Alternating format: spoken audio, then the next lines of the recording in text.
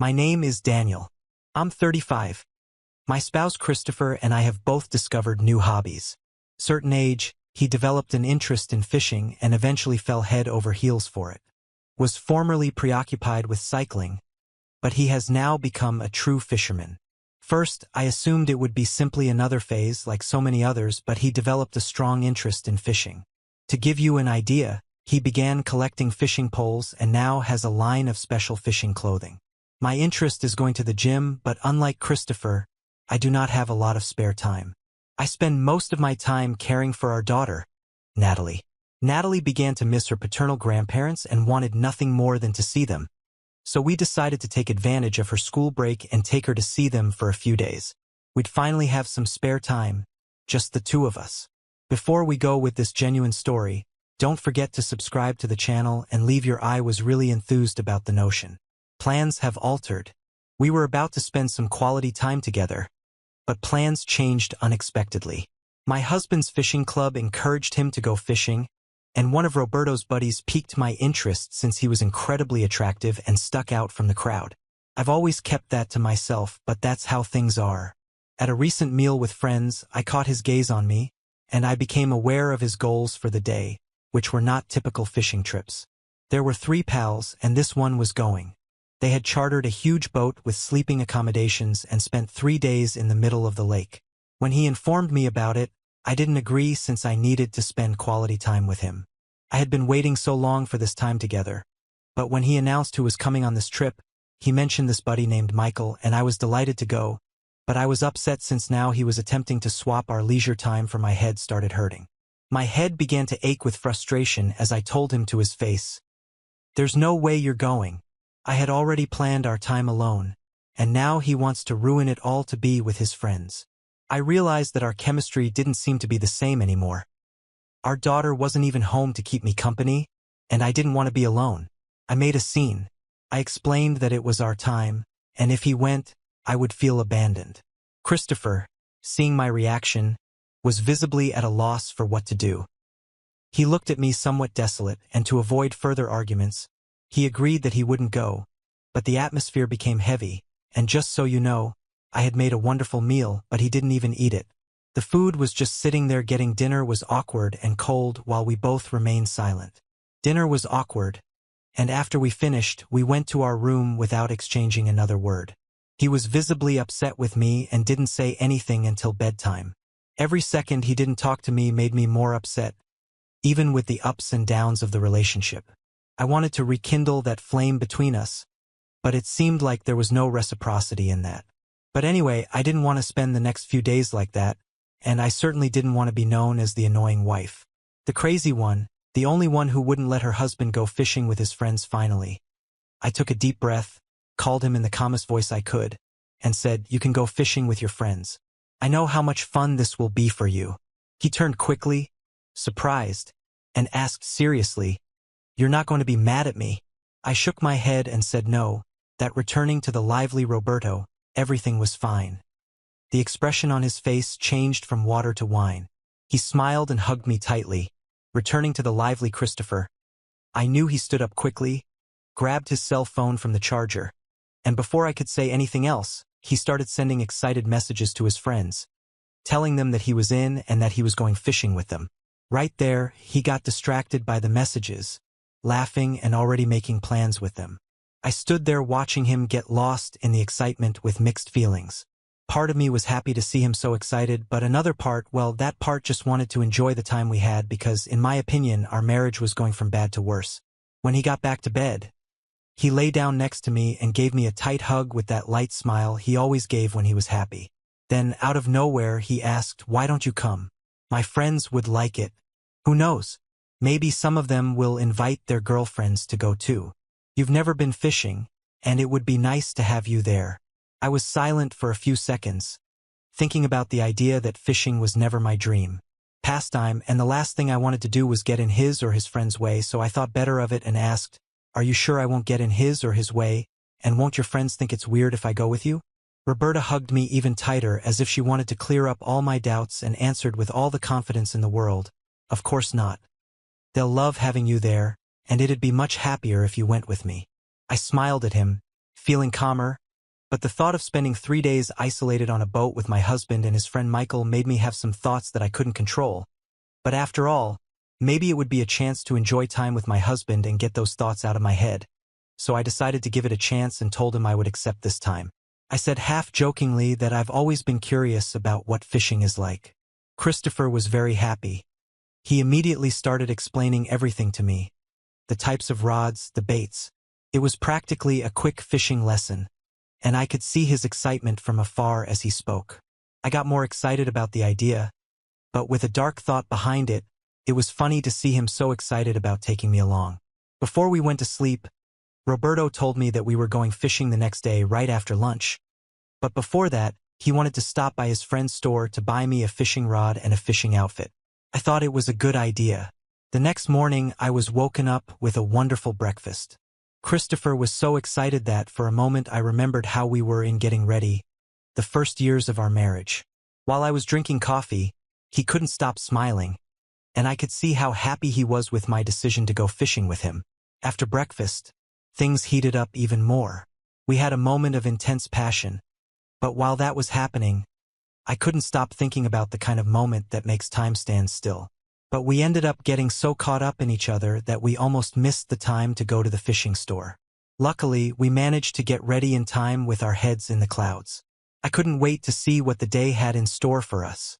After we finished making out, we took a quick shower and started packing our clothes. We only took the essentials: a few pieces of clothing and, of course, bikinis to enjoy the sun and get a tan. We put everything in the car and headed to the fishing store, where we would pick up the last few things. When we got there, I was surprised to find Lucas right in front of the store talking. Arriving at a friend's, but the front of the store was very beautiful and also caught my attention. A huge canoe at the entrance, so long it looked like it was part of a movie scene. It was impressive and really beautiful, and around it in the parking lot there were several smaller boats and canoes, which gave a rustic touch to the decor. When we entered, we were greeted by the sound of laughter. Roberto's 3 friends were already inside, waiting for us, all relaxed, drinking beer, and excited about the fishing, and at that moment I felt a shiver. Michael came in and greeted everyone who was there, shaking hands. It was different for me. He kissed me on the cheek and smiled. The atmosphere was lively, and I couldn't help but feel anxious mixed with the desire to get to the fishing spot as soon as possible. I've never been a woman who gets intimidated easily, but knowing that I would be spending 3 days on a lake where my husband was and a guy I'm also very attracted to was making me dizzy. Even so, their good mood was very pleasant as soon as I got in. They offered me a cold beer while the men laughed. I kept looking at the shelves in the store, but my eyes, even without me realizing it, went towards Michael. Even without doing anything apparent, he made me behave in certain ways that I didn't even know what they were, and it was very difficult to control. But analyzing the place, the fishing store, I realized that it wasn't just a store but a meeting place, since I had already decided that I would dedicate myself to this new hobby. I asked Roberto to help me choose a rod, and Mika soon took the lead, saying to Christopher, my husband, you can have fun, I'm going to show her a little bit of the store. At that moment I felt immersed in a compliments feeling that I think was missing in my relationship, the kind of initiative that masculine men normally have. And while Michael showed me the fishing rods, he kept complimenting me. He even commented that Christopher sometimes talked too much about our relationship, so he knew what we were going through. Then I realized that what he wanted was that he knew that our relationship was no longer in one of its best phases, and so he intensified the compliments. Fully, I was showing that I was not comfortable with it, but only I knew what I was feeling inside. Even though I was showing signs of discomfort, I started to accept it better, and then I said, you can compliment me, but be careful that no one hears. The slight smile on his face made it clear what I really wanted, and he understood very quickly. Before continuing with this true story, subscribe to the channel and leave your like. I chose my fishing rod. Going to the lake, we went to the cashier and paid. I went back to my husband. I told him that I was anxious to go to the lake, so without much ceremony we all went each in our own car. Everyone was already a little drunk. We ended up getting stuck in a traffic jam, and when we got to the lake it was already night, so everyone helped to make a bonfire so we could enjoy the silence of the lake and stay drinking around that bonfire. While everyone drank, Luke just pretended to drink, and I continued drinking good wine, listening to the stories of everyone who was there. Little by little, everyone went to their rooms, and in the end, coincidentally, only Michael and I stayed there. I was finding that atmosphere so cozy that I didn't want that night to end quickly, but since all the men had been drinking since early, they didn't last long. When Michael and I were alone, he started bringing up random subjects, talking about how he also liked going to the gym like me and first kiss, that he really Liked cooking. I found it interesting how our hobbies were similar, so I became interested in the conversation, and as the conversation went on, he always found a way to compliment me, and once again I asked him to speak more quietly. So he came closer to me and said in my ear that if I wanted, he could speak closer so no one would hear. Wow, that was surreal. I felt a shiver that went from my feet to my head right after he said that in my ear. I turned my face back and saw the look of desire he had, so I went and kissed him. I know I'm wrong, but that atmosphere with several glasses of wine in my head influenced me enough to take me out of myself.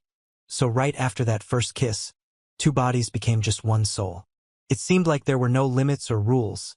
It was right there next to the campfire, listening to the sound of nature while Michael and I quenched our pent-up desire the next day without wine in mind and without that atmosphere as the next day. As soon as I woke up, everyone was already up and happy to go fishing, but I felt something strange. I can't explain what it was.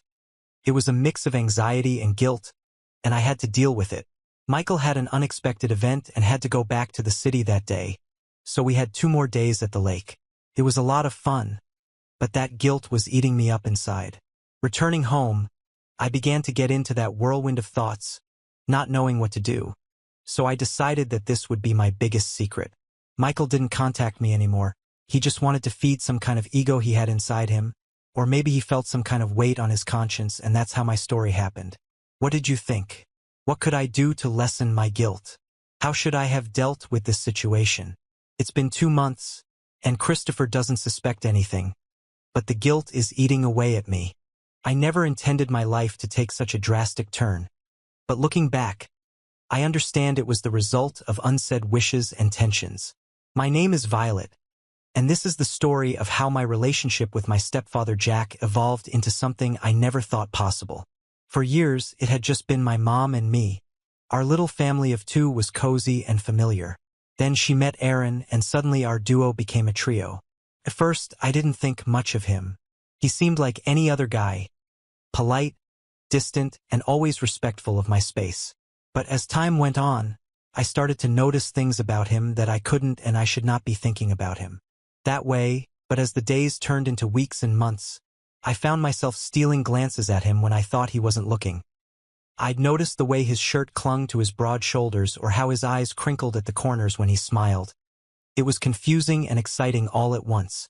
I tried to push these feelings away, but they kept creeping back, growing stronger with each passing day.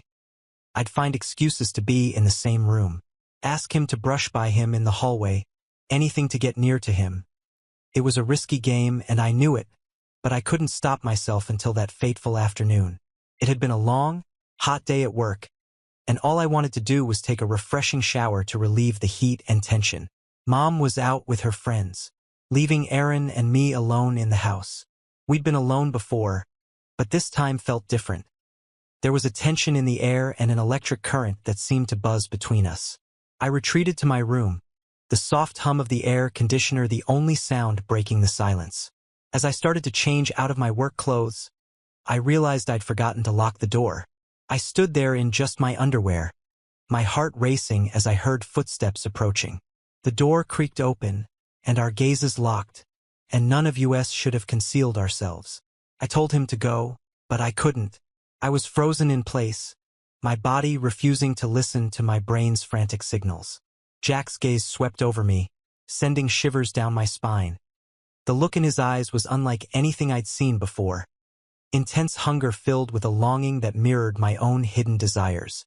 The silence stretched between us, heavy with unspoken words and suppressed emotions, until Aaron broke it. I apologized, he said, his voice deep and husky, but there was no real regret in his tone. Rather, he sounded excited, arousing my heart, pounding in my chest, my breath coming in quick, shallow gasps, and instead of telling him to leave, I found myself turning towards him, almost inviting him to stay. "It's all right," I whispered. Aaron paused for a moment, his hands still on the doorknob.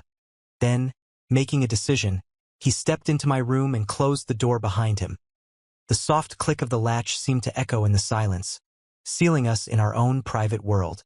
His presence filled the room, and I was acutely aware of every movement he made. He moved slowly. I didn't want to, but every fiber of my being was screaming for his touch.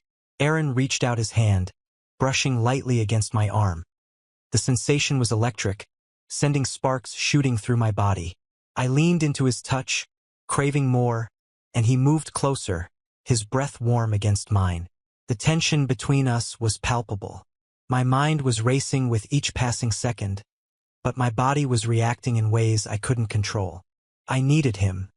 I sought the connection that had been developing between us for so long. "Are you sure?" he questioned, his voice.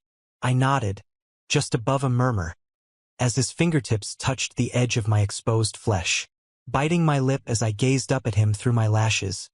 "Yes," I breathed, my voice filled with an urgency I had never felt before. The attraction between us was undeniable, and I could see in his eyes that he felt it too. His hands found their way to my waist, drawing me gently against him. I could feel the warmth radiating from his body, the solid strength of his chest against mine. His touch was both tender and assertive, as if he had been anticipating this moment for as long as I had. Wrapped my arms around his neck, pulling him closer. Our lips met, and it was like a dam breaking. The kiss started soft, almost hesitant, but quickly deepened into something more passionate, more primal. Each kiss felt like fire, igniting something deep inside me that I'd never experienced before. His hands roamed my body, caressing me in ways that left me weak at the knees. I clung to him, pressing myself against him as if I could melt into his very being. Time seemed to stretch infinitely as we lost ourselves in each other. Each touch, each kiss, each breath drawing us deeper into this forbidden moment. Aaron lifted me gently, laying me down on the bed and hovering above me, his eyes locked with mine. Filled with a hunger that sent shivers through my body, his fingers traced a delicate line down my neck and collarbone, pausing just above the waistband of my underwear. In that moment, he was giving me one last chance to stop this, to go back to the way things were, but I didn't want to stop. My longing for him surpassed anything I had ever felt before. "Please," I whispered, arching my back slightly to press closer to him. "Don't stop." That was all the encouragement he needed. His hands slid beneath the fabric of my underwear, and I gasped at the sensation of his fingers against my bare skin. He was gentle, taking his time, as if savoring every second, every caress. I could feel the tension building within me, every nerve ending on fire as he explored my body. His lips trailed soft kisses down my neck and chest until I was quivering beneath him. The air was thick with the sound of our heavy breathing and whispered words of need and desire. He took his time, ensuring that every sensation was heightened, until I was teetering on the edge of losing control. Just when I thought I couldn't take anymore, Aaron halted and pulled back.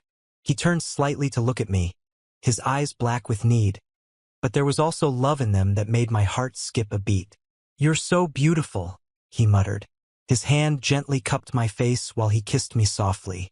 "I've wanted this for so long." The words were almost unbelievable, but in that moment I didn't care about anything except him and the feelings he was stirring within me. I pulled him closer, kissing him passionately, wordlessly, telling him that I felt the same way. Our bodies moved together in perfect harmony, each caress and kiss sending waves of pleasure through me. The intensity was overwhelming, and I felt myself losing control, surrendering completely to the moment and to him. Just as I was about to reach the peak of pleasure, Aaron slowed down, teasingly prolonging the inevitable. He smiled against my skin, fully aware of the effect he had on my skin, the effect he was having on me. I let out a frustrated moan, begging him to continue. "Not yet," he murmured, his voice low and full of promise. "I want this to last." He took his time, drawing out each moment, making sure I savored every touch and kiss until I was trembling with anticipation, teetering on the brink of complete surrender. When the moment finally came, it was more intense than anything I'd ever experienced before. A wave of pleasure washed over me, leaving me breathless and boneless in his arms. Afterwards, Aaron held me close, his arms wrapped securely around me. We lay there, our bodies still intertwined, and I could feel his heartbeat against mine, steady and comforting. I knew everything had changed between us. This wasn't just a fleeting encounter or a moment of weakness. It was something deeper, something real. We didn't need words. The connection between us was undeniably more powerful than anything we could have expressed verbally. As we lay there basking in the afterglow, I realized this was just the beginning of something we both had craved for so long. Jack's lips found mine again, and I melted into the kiss. His hands began to roam once more, reigniting the fire within me. I knew that this was only the start of our journey together. and I couldn't wait to see where it would lead us as the days passed. Erin and I fell into a secret routine. We stole moments whenever we could, a lingering touch as we passed in the hallway, a heated glance across the dinner table, hushed whispers and passionate encounters when my mom was away. Each time felt more intense than the last of our desire for each other. Growing stronger with every stolen moment. One evening, about a week after our first encounter, my mom announced she was going on a weekend trip with her friends. As soon as she left, the air in the house seemed to crackle with anticipation. Erin and I looked at each other, both knowing what this meant. We had the whole weekend to ourselves. As soon as the sound of my mom's car faded in the distance, Erin was there, pulling me into his arms. His kiss was hungry and urgent, filled with all the pent-up desire we'd been holding back. I melted into him, my body responding instantly to his touch. "I've been thinking about this all week," Jack murmured against my neck, his breath hot on my skin. "You all to myself for 2 whole days." I shivered with anticipation, my hands already working to unbutton his shirt. "Then what are we waiting for?" muttered back, a devious smile playing on my lips. Erin didn't need any more encouragement, sweeping me up into his arms and taking me to his bedroom, a location that had previously been off-limits. As he set me down on the bed, I couldn't help but feel a thrill of excitement. This was his space, and now I was a part of it. His hands and lips seemed to be everywhere at once, leaving trails of fire across my skin. I arched into his touch, craving more. Every caress, every kiss, was filled with an intensity that left me breathless.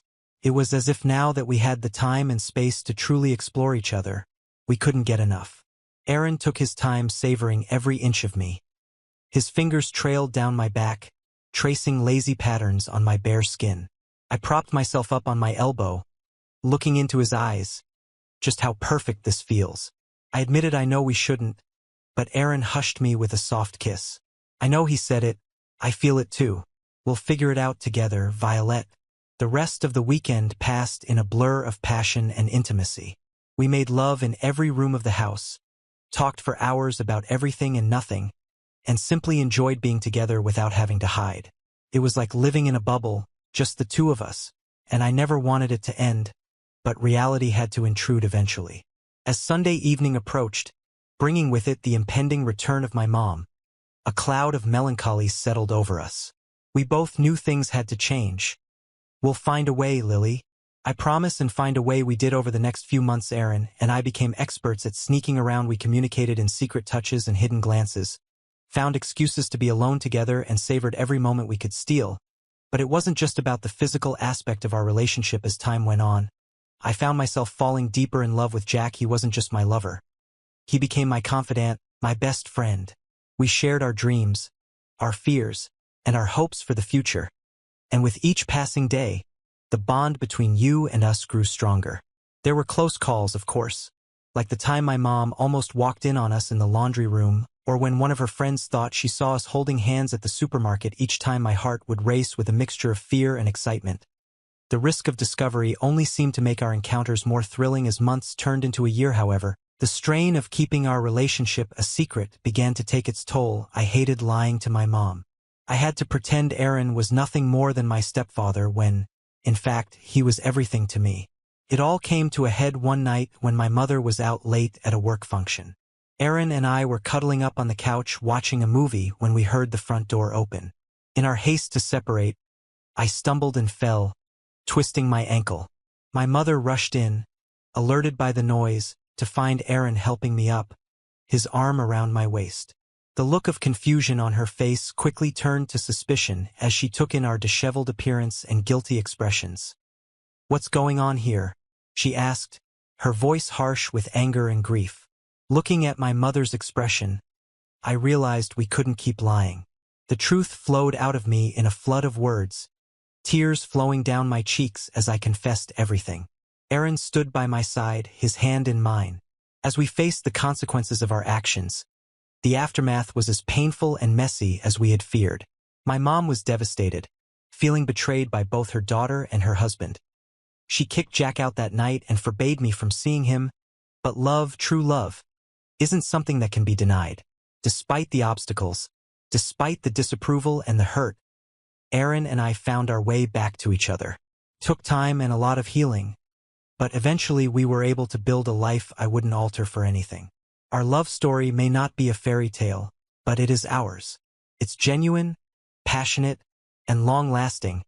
And isn't that what truly matters? As I type this, Aaron is in the other room, most likely fiddling with his newest project, and the sound of his humming floats through the house, and I can't resist smiling. This is my life now, our life, and despite all the challenges we faced to get here, I wouldn't have it any other way. I know some people might judge us if they knew our story. They might say what we did was wrong, that it was inappropriate or immoral, and maybe in some ways they'd be right. But love isn't always neat and tidy. Sometimes it's messy and complicated. Sometimes it finds you in the most unexpected places. Aaron and I have had to work hard to get where we are, but it's been worthwhile. We've established a home full of love and laughter, and we encourage each other's hopes and ambitions, pushing each other to be better, and tackle life's hardships together. Isn't it the definition of a real partnership? As I finish writing this, I hear Jack's footsteps coming, and he enters the room with a lovely grin on his face. He asks, "What are you doing at your desk?" He asks, coming over to place a gentle kiss on the top of my head.